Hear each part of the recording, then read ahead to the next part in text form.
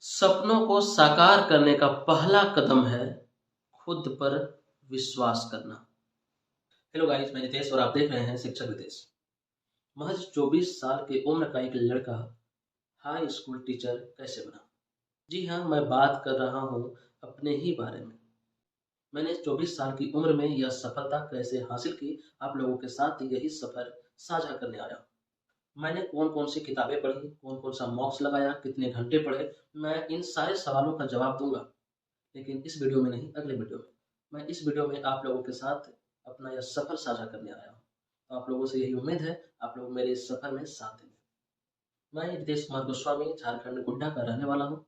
मैंने 2014 में 10th पास किया, 2016 में आईएससी पास किया, 2019 में ग्रेजुएशन कंप्लीट करा, 2022 में बीएड कंप्लीट करा और 2023 में हाथ में थी जॉब। ये सब कैसे हुआ? चलिए मैं आपको बताता हूँ।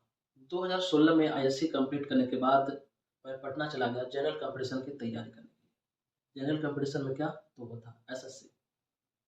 मैं एसएससी का तैयारी करने के लिए पटना चला गया। देखते-देखते 3 साढ़े 3 साल बीत गए, लेकिन हाथ में कोई सफलता हासिल नहीं हुआ। डिप्रेशन, तनाव, प्रेशर, जॉब नहीं होने के कारण ये स्टूडेंट में आम बात है, वो तो होता ही था। उसके बाद आया कोरोना जैसी महामारी, जो तैयारी चरम सीमा पर थी, वो धराशायी हो गई। लॉकडाउन में पढ़ाई-लिखाई सारा चौपट हो गया। तब तक मेरा ग्रेजुएशन भी 2019 में कंप्लीट हो चुका था। 2020 में बीएड का एडमिशन शुरू होना था। इसमें इस बार रिटन टेस्ट नहीं, मार्क्स के आधार पर ही एडमिशन होना था। मेरे एक दोस्त एडमिशन करवा रहे थे, उन्होंने मुझसे कहा कि रितेश तुम भी एडमिशन करवा लो। मैंने कहा नहीं भाई, मैं तो एसएससी का तैयारी कर रहा हूँ, मैं बीएड वगैरह नहीं करूँगा, मुझे बनना है इनकम टैक्स इंस्पेक्टर। उन्होंने कहा कि अच्छा मौका है, कर लो, इस बार रिटन टेस्ट भी नहीं देना होगा और एक विकल्प भी रहेगा, उधर नहीं हुआ तो इधर भी चांस बनेगा। मैंने कहा बात तो सही कर रहा है। मैंने अपने मम्मी पापा से बात किया। मम्मी पापा ने कहा ठीक है, एडमिशन करवा लो। एडमिशन करवा लिया। देखते देखते 2022 गुजर गया, मेरा बीएड भी कंप्लीट हो चुका था। कुछ दिनों बाद बीपीएससी टीआई 1 का वैकेंसी आता है 1 to 5 के लिए लाखों में। हम सभी लॉज के फ्रेंड्स ग्रुप बना के तैयारी जोर शोर से शुरू किया। बहुत अच्छी मेहनत की, मॉक्स बहुत अच्छे लगाए, अच्छे मार्क्स भी आ रहे थे। लेकिन अंततः क्या हुआ, सुप्रीम कोर्ट का जजमेंट आया कि 1 to 5 के लिए बीएड का कैंडिडेट एलिजिबल नहीं होंगे। हम सभी बीएड धारी पागल हो चुके थे। फिर सुबह निराश, हताश, डिप्रेशन, टेंशन, इन्हें से गुजरना पड़ा था। ऐसा लगा था फॉर्म भरा था, एग्जाम देने चला गया, मेरा सेंटर पड़ा था कटिहार। मैंने वहाँ बेमन से एग्जाम दिया। मेरे भैया वहाँ पे एक शिक्षक के रूप में कार्यरत है, उन्हीं के रूम पर ठहरा। जब मैं एग्जाम देकर शाम में वापस रूम आया, बैठा हुआ था, भैया के एक फ्रेंड रूम पर आए हुए थे। उन्होंने मुझसे कहा कैसा गया एग्जाम? मैंने कहा ठीक है, ठीक गया है, लेकिन क्या फ़ायदा, ऐसा भी नहीं होना है। तो उन्होंने मुझे बताया कि आप एस्टेट का तैयारी क्यों नहीं करते? सच कहूँ तो मुझे उस समय तक एस्टेट के बारे में जानकारी ही नहीं था। तो उन्होंने बताया कि सीटेट की तरह ही एस्टेट भी एक पात्रता परीक्षा है। जिस प्रकार सीटेट 1 to 5 और 6 to 8 के लिए होता है, उसी प्रकार एस्टेट बिहार में पेपर 1 और पेपर 2 यानी हाई स्कूल और प्लस 2 के लिए होता है। तो उन्होंने मुझे बताया, सिलेबस भी तब तक आ चुका था एस्टेट का और कुछ दिनों में एग्जाम भी होने वाला था, लेकिन ये सब मुझे नहीं पता था। तो वो बताया कि आज ही तो लास्ट डेट है। मैं टेंशन में आ गया। आज लास्ट डेट है और मैं कटिहार में और मेरे पास कोई डॉक्यूमेंट्स भी नहीं है।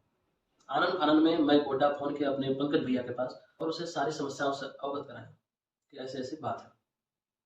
उन्होंने सारी डॉक्यूमेंट्स खोज के निकाले और रात तक जो है मेरा फॉर्म अप्लाई कर दिया। अब मेरे पास एस्टेट का तैयारी करने के लिए महज 11 से 12 दिनों का समय था। मैंने सिलेबस के अकॉर्डिंग तैयारी शुरू करी। 150 मार्क्स का पेपर होता है। क्वालीफाई करने के लिए 75 मार्क्स चाहिए होता है उसमें। 11-12 दिनों में मैंने अच्छी तैयारी की, दिन रात एक कर दिया, 12, 1, 2 कुछ नहीं देखा, रात-रात भर पढ़ा और मैं 92.44 मार्क्स के साथ क्वालीफाई किया। इसके कुछ दिनों के बाद ही बीपीएससी टीआई 2 का वैकेंसी आया, जिसमें हिंदी के लिए 1029 सीट था, जनरल वालों के लिए। मैं झारखंड से आता हूँ तो बिहार में मैं जनरल कहलाता हूँ।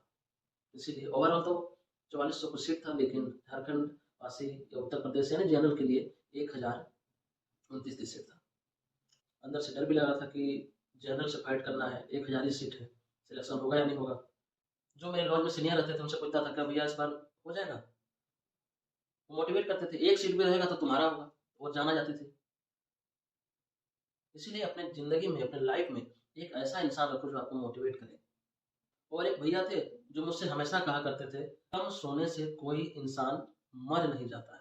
इसलिए मैंने रात रात भर जग जग कर पढ़ाई की। यूपीएससी का फॉर्म डालने में जो कठिनाई हुई, 3 बजे 4 बजे भोर में, 3 बजे 4 बजे सुबह जाना पड़ता था फॉर्म डलवाने के लिए।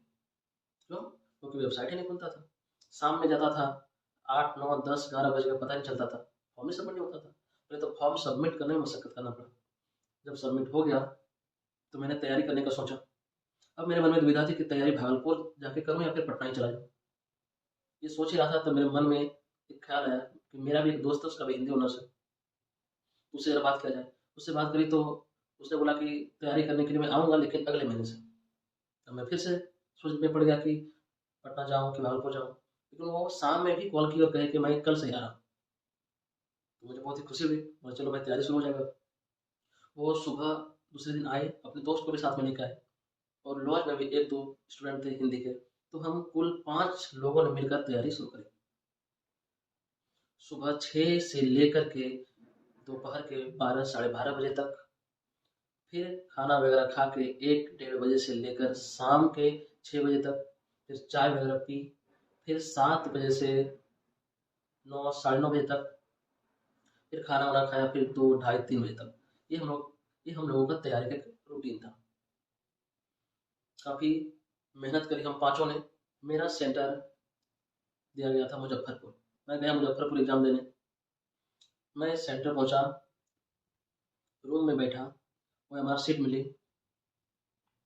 और एग्ज़ाम शुरू हुआ। एग्ज़ाम के वक़्त मेरी हाथें काँप रही थी, फटाफट गोला करता जा रहा था। जो क्वेश्चंस में थोड़ा-सा मुझे डाउट हो रहा था, हार्ड लग रहा था, उसमें छोड़ दे रहा था, आगे निकल रहा था। इसी तरह करते-करते मैं 1 से 2 बार 3 बार गुज़रा सभी क्वेश्चंस। आखिर में मैं सबमिट कर दिया। इसी प्रकार मैं सारे क्वेश्चंस अटेम्प्ट ले लिया, क्योंकि इसमें नेगेटिव मार्किंग नहीं था।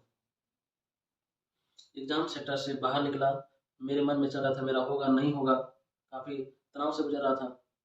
घर से कॉल आया, मैं बताया कि पता नहीं, उम्मीद नहीं है, मुझे तो लग रहा है 83-84 मार्क्स से आने वाला है।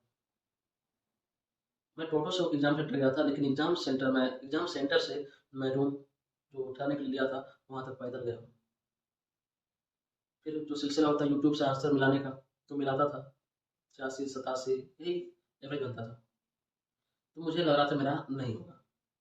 मैं मुजफ्फरपुर से भागलपुर के लिए ट्रेन में बैठ गया, लेकिन बीपीएससी टीआई 2 इतना फास्ट काम कर रही थी कि रात में ही आंसर की जारी कर दिया। जब मैंने आंसर की से आंसर मिलाया तो मेरा 91 बन रहे थे। तब मुझे थोड़ा सा जान में जान आया कि चलो अब उम्मीद है हो जाएगा। मैंने अपने दोस्त को फ़ोन करा और कहा कि मेरा 91 मार्क्स बन रहे हैं और उम्मीद है कि मेरा रिजल्ट हो जाए। अब आया रिजल्ट वाला दिन। मैं था रांची में, ईएमआरएस का एग्ज़ाम देने गया हुआ था। ट्रेन की टाइमिंग से कुछ देर पहले ही रिजल्ट आया। हमने रिजल्ट देखा तो देखा कि मेरा सिलेक्शन हो चुका था। 642 रैंक में भागलपुर डिस्ट्रिक्ट अलॉट हो चुका था। हम 5 दोस्तों में से 2 दोस्त टीआई 2 में सेलेक्ट हो चुके थे। 3 दोस्त असफल रहे। काफ़ी बुरा लगा, लेकिन अंदर से खुश भी थे कि चलो हमने सफलता हासिल की। इसके बाद टीआई 3 में मेरे 2 दोस्त और सफल हुए। कुल मिलाकर 5 में से 4 का जॉब हो चुका है। बचा एक, तो वो टीआई 4 में लगे हुए हैं और उम्मीद है वो टीआई 4 में सफलता हासिल कर ही लेंगे। मैं एग्ज़ाम के दौरान किसी भी फेस्टिवल में घर नहीं गया था। अगर आप में त्याग की क्षमता, आत्मविश्वास, दृढ़ शक्ति, इच्छा शक्ति अगर हैं, भर-भर के हैं, तो आपको जॉब लेने से कोई नहीं रोक सकता। तो आपको कैसी लगी मेरी यह जर्नी? आप लोग कमेंट में बताइएगा, और मैं आप लोगों के लिए एक स्ट्रेटजी वीडियो लाऊँगा। तो आप लोग मेरे साथ इस चैनल पर बने रहिएगा और इस चैनल को सब्सक्राइब करके रखिएगा। मैं एक ही मूल मंत्र याद रखता था कि मेरा ही होगा।